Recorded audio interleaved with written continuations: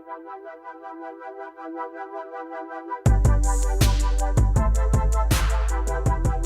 think female entrepreneurs are bringing a new and dynamic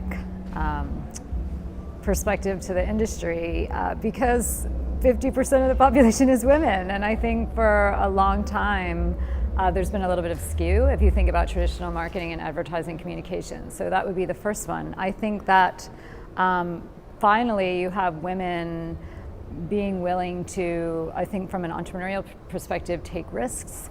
I think that they are very insightful when it comes to the gender differences, and not that it has to be overt, but that they are talking to those. And I think that, you know, you can look at the sort of proliferation of sort of women-founded companies, brands that have popped up over the last 10 years, and it's pretty significant.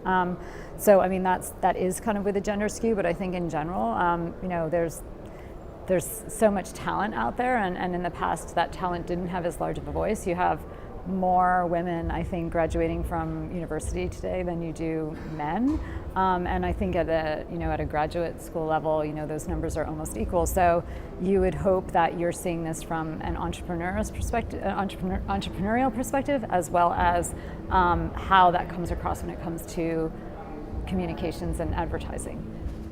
Yeah, I mean, look, the industry is taking note. Sometimes the industry has to take note because unfortunate things happen, you know, where CEOs get fired for making inappropriate remarks. So, I mean, I think that I would like to see this notion of difference go away.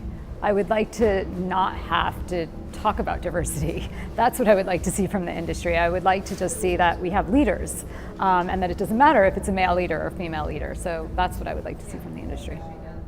So, I mean, look, I think how you define female entrepreneur could be very vast, right? I was just speaking with this woman who's doing her MBA, and she was asking me, is it okay for me to go and work at J&J if I want to be a female entrepreneur? Of course it is, right? I mean, you can be an entrepreneur within your own organization, and you can build within that company, and you can apply, I think, a lot of the sort of capabilities that entrepreneurs apply sort of in their own, you know, startups or the businesses that they found, just, you know, almost as easily as you can. I think a lot of it is about the spirit. So I think it comes down to who are you as a person, what's your appetite for risk, and knowing that and then pursuing that. So I think that's one bit of advice. I think the second bit of advice that I would give is, and I think this is specific for women, I think women are not always as good at asking for help, and, you know, sort of raising their voice when they need to. You know, I think that